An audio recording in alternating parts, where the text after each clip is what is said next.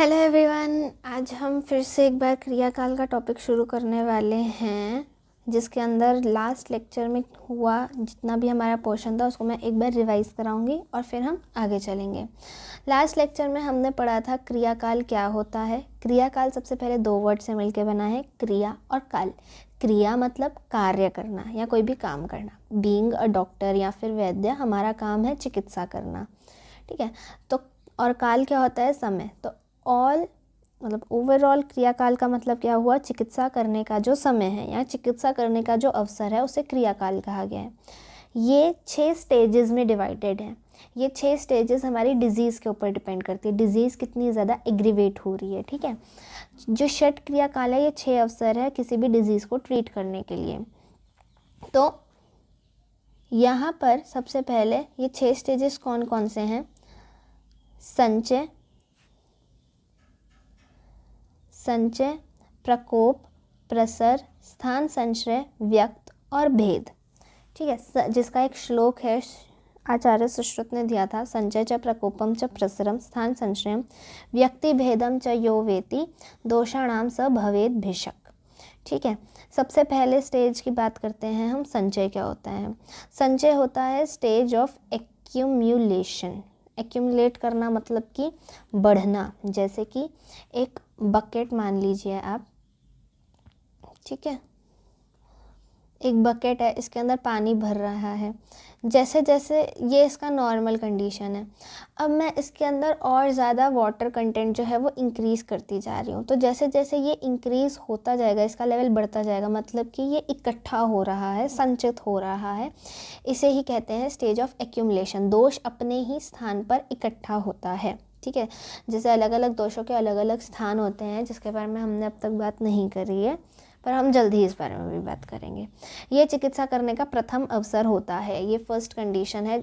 अगर इस कंडीशन पर हमें पता चल गया कि कोई भी डिजीज़ है तो उसको ट्रीट करना सबसे ज़्यादा इजी होता है। जैसे जैसे स्टेज बढ़ता जाएगा उतना ज़्यादा हमारी कंडीशन जो है वो क्रोनिक होती जाएगी। अगर हम त्रिदोषियों के हिसाब से देखें तो क्या लक्षण आते हैं इस स्टेज पर। अगर आपको वात का संचय हो रहा है शरीर में, तो आपके कोष्ठ जो है वो स्तब्ध हो जाता है। स्तब्ध का मतलब होता है स्टिफ, और कोष्ठ जो है वो होता है आपका abdominal area, because your area near the stomach या फिर जो भी आपका कोष्ठ है वहाँ पर आपका सबसे ज़्यादा वायु का स्थान है। पूर्ण कोष्ठता, पूर्ण मतलब फिल्ड, फिल्ड मतलब पूरा भरा हुआ, जैसे होता है ना एकदम ब्लोटिंग टाइप सा, तो पूर्ण कोष्ठता, ये फिल्ड एब्डोमेन। फिर आते हैं पित्त पर, तो पित्त का होता है पीत अवभासता। पीत अवभासता मतलब कि आपका पीत मतलब येलो सबसे पहले तो, ठीक है, और अवभासता मतलब कि येलोइश डिस्कलरेशन ऑफ स्किन।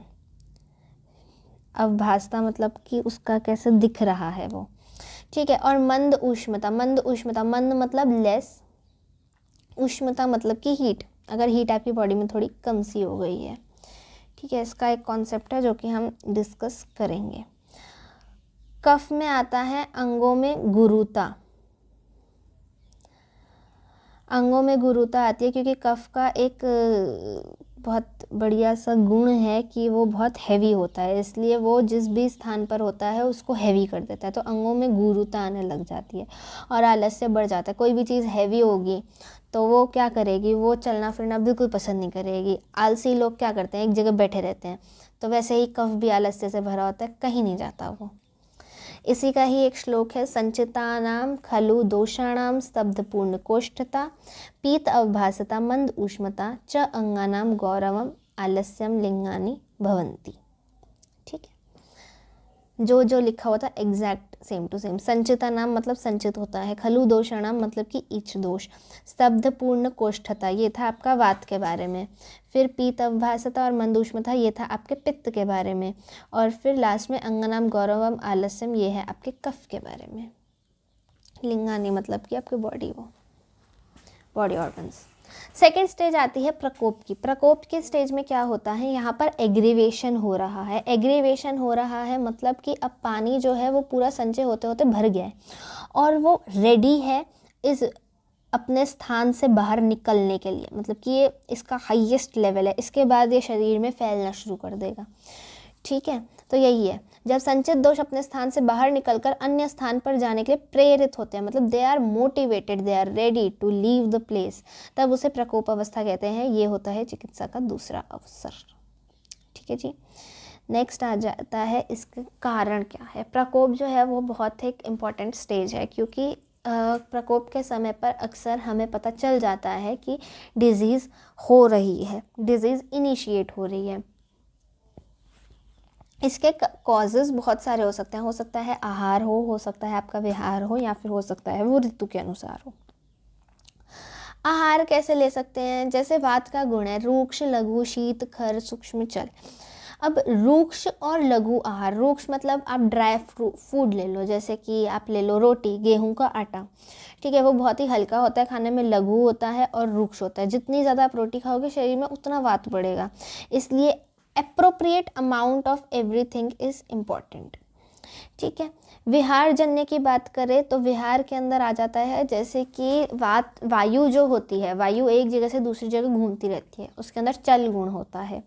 अगर आप इसी तरीके से भागते रहोगे बार बार तो फिर क्या होगा, आपके शरीर के अंदर वायु जो है वो बढ़ जाएगी। यही लिखा हुआ है, intake of food containing properties similar to that of vata can cause aggravation of vata dosha, doing activities which have similar properties as that of vata can accumulate the vata दोष।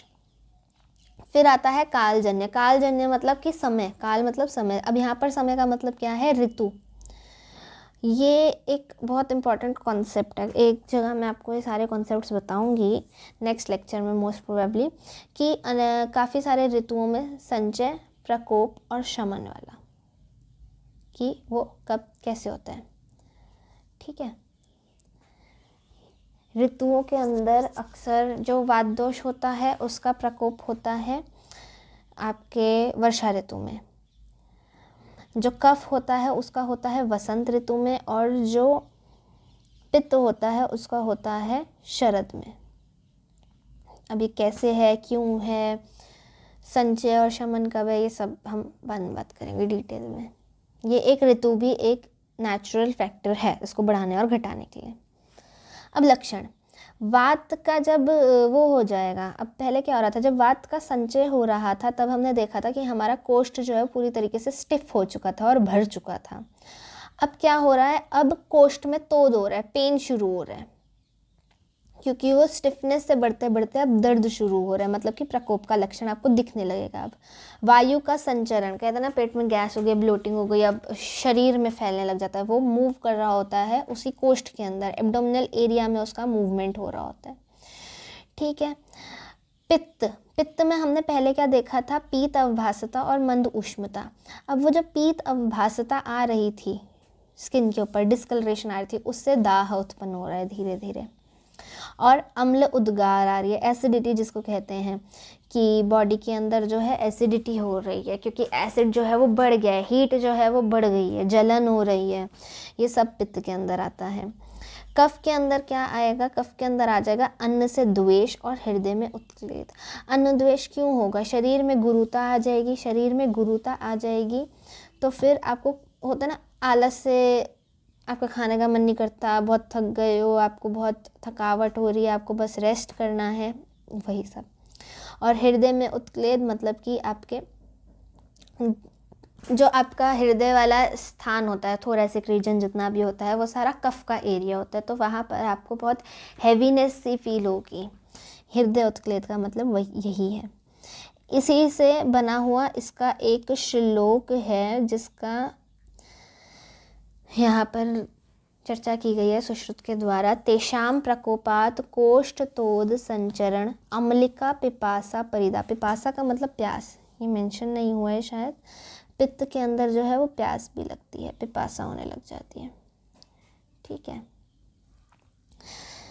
परिदा अन्न द्वेष हृदय उत्क्लेदः च जायन्ते, ये सब कुछ होता है प्रकोप में। तेषाम प्रकोपात मतलब दोषों के प्रकोप से, कोष्ठतोद संचरण वात का, अम्लिका पिपासा परिदा पित्त का, और अन्न द्वेष हृदय उत्क्लेश ये आपका कफ का हो गया। ठीक है, इसके बाद आते हैं हम नेक्स्ट प्रसर पर, आज का लास्ट। प्रसार जो होता है वो होता है स्टेज ऑफ स्प्रेडिंग। अब आपको पता चल गया, पहले पिछले स्टेज में क्या हुआ था, वो बाहर जाने के लिए रेडी था, अब वो पानी सर के ऊपर जा चुका है, अब वो दोष अपने स्थान में इतना बढ़ चुके हैं कि वो कहीं और जाने लग रहे हैं शरीर में। यही लिखा है, दोषों का अपने स्थान से बाहर निकलकर शरीर अवयव मतलब कि ऑर्गन्स में मूव करने की अवस्था को ही प्रसर कहा जाता है। ये चिकित्सा की तीसरी अवसर है। ठीक है, जैसे जैसे अवसरें बढ़ती जा रही है वैसे वैसे हमारा ट्रीटमेंट मुश्किल होता जा रहा है। इसके अंदर आपको क्या लक्षण दिखेगा, अब तक हमारा जो वात था, वायु थी, वो कहाँ मूव कर रही थी, ये हमारा कहाँ, कोष्ठ में मूव कर रही थी, कोष्ठ में मूव करके आटोप हुआ। ठीक है, फ्लैट्यूलेंस या ब्लोटिंग जिसको आप कह सकते हैं। और उसके बाद हमारा विमार गमन, विमार गमन मतलब कि मार्ग मतलब रास्ता, गमन मतलब चलना, शरीर के भिन्न भिन्न मार्गों पर ये जाता है। ठीक है, पित्त में ओष चोष परिधा, परिधा वही सेम आ गया कि बॉडी में अलग अलग जगह पर आपको हीटिंग सेंसेशंस आएंगी। ओष चोष का मतलब होता है कि आपको बहुत ही खट्टा सा स्वाद होने लग जाएगा शरीर के अंदर, आपके टेस्ट जो है वो एकदम चेंज हो जाएगा, आपको अच्छा नहीं लगेगा बिल्कुल भी कुछ भी। ठीक है, कफ का जब होता है तो इसके अंदर अरुचि उत्पन्न हो जाती है, जैसे हमने बात करी थी अन्न का द्वेष है, मतलब आपको भूख नहीं लग रही है, अरुचि हो रही है, अविपाक खाना पक भी नहीं रहा है, और छर्दी मतलब कि कफ बढ़ गया है शरीर में। तो ये होते हैं इसके सारे के सारे लक्षण। उम्मीद है आपको ये सब कुछ समझ आया होगा क्रियाकाल के बारे में। आगे हम क्रियाकाल की महत्वता, क्रियाकाल का प्रैक्टिकल इम्पोर्टेंस और इसको आगे फर्दर कैसे देखते हैं, आगे जो स्थान संचय होता है, व्यक्त और भेद होता है, उनकी भी बात करेंगे। तो आज का लेक्चर बस इतना ही। Thank you so much.